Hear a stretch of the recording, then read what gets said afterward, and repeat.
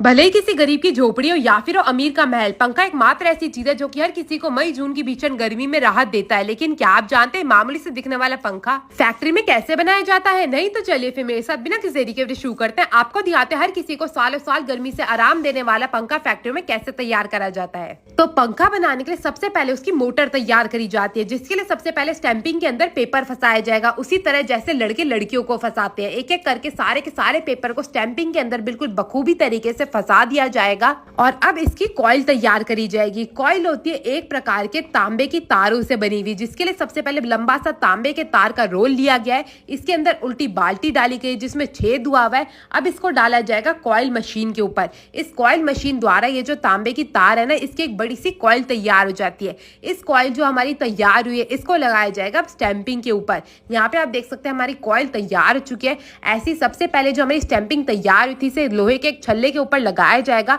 उसके बाद ये जो हमारी तार तैयार हुई थी, मतलब जो हमारी कॉइल तैयार हुई थी, उसको भी पेपर में फंसा के ये जो हमारी स्टैंपिंग थी ना, इसके ऊपर दोनों तरफ से बिल्कुल बखूबी तरीके से लगा दिया जाएगा। और तार के दोनों सिरे जो होते हैं उनको इस कॉइल में से निकाल के अलग से बाहर रख दिया जाएगा। अब ये जो हमारी स्टैंपिंग है, इस पे कॉइल लग के बिल्कुल बढ़िया तरीके से तैयार चुकी है। अब पेपर टेप से जो हमारी दो तरफ की कॉइल है उसे बिल्कुल बढ़िया तरीके से ढक दिया जाएगा। और उसके बाद जो है इसको सिलाई का कार्यक्रम शुरू करा जाएगा। यहाँ पे आप देख सकते हैं एक एक करके चारों तरफ से इसे सिला जा रहा है, ताकि एक भी जो तांबे का तार है वो बिल्कुल भी बाहर ना निकल के आ सके। अब ये जो हमारी तारें निकल के तैयार हुई थी तांबे की, इसको डाला जाए बिल्कुल पतली सी पाइप के अंदर, ताकि इनमें बिल्कुल भी जंग ना लग सके। और इन्हें जोड़ दिया जाएगा हमारी प्लास्टिक की नॉर्मल तारों से। जो नीली वाली तार होती है वो मेन तार होती है, लाल वाली तार उल्टा घुमाने के लिए होती है, और जो काली तार होती है वो होता है पंखे को बखूबी तरीके से चलाने के लिए। इसको भी बिल्कुल अच्छे से सिलाई करके डाला जाएगा मशीन के अंदर। ये होती है हैंड प्रेस वाली मशीन, जिससे आकार दिया जाता है। तो बिल्कुल बराबरी का आकार देने के बाद इसकी फिटिंग चेक करी जाएगी। दोनों तारों को जांचा जाएगा कि अच्छे से मोटर जो है काम कर भी रही है या नहीं। अब जो हमारी मोटरों की फिटिंग है वो तो हो चुकी है, मगर अब बारी आ जाती है लेकर लगाने की, ताकि जो हमारी मोटर है उस पर जंग ना लग सके और जो आपका पंखा है वो सालों साल तक चल सके। तो अच्छे से लेकर लगाने के बाद इसे 2 घंटे तक ऐसी सूखने के लिए छोड़ दिया जाएगा। और जैसे ही हमारी जो मोटर है वो सूख के तैयार हो जाएगी, उस पर लगाई जाएगी रिंग, जिसके लिए हैंड प्रेस मशीन की सहायता ली जाती है। तो सबसे पहले मोटर को इसके अंदर रख दिया जाता है, उसके बाद लगाई जाती है रिंग। अब रिंग को फिट करने के लिए इसे डाला जाता है हैंड प्रेस मशीन के अंदर, ताकि जो रिंग है वो बिल्कुल अच्छे से मोटर से जुड़ के तैयार हो सके। यहाँ पे अब हमारी रिंग भी अच्छे से लग के तैयार चुकी है। अब अंदर से इसे बिल्कुल सपाट करने के लिए इसे डाला जाता है मशीन के अंदर। इस मशीन का काम होता है इसका जो अंदर का भाग है उसे सपाट करने का।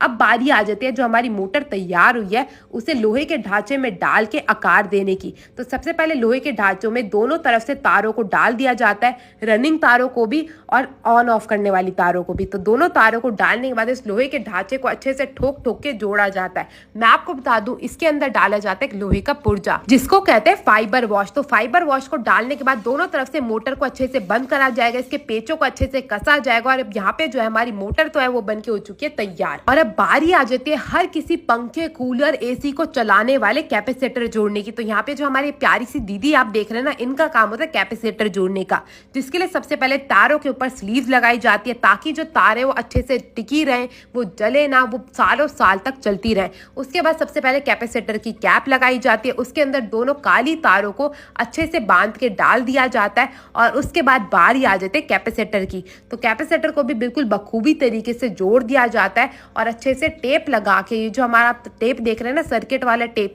इसको भी अच्छे से लगा के कैपेसिटर को कैपेसिटर कैप के अंदर डाल के हमारी मोटर को कर दिया जाता है तैयार। मैं आपको बता दूं यही जो मोटर है ना, ये ढांचा होती है हर एक पंखे का, चाहे टेबल फैन हो, सीलिंग फैन हो, यहाँ तक कि कूलर भी। तो आज यहाँ पे जो है हमारे भैया जोड़ के दिखा रहे हैं टेबल फैन को।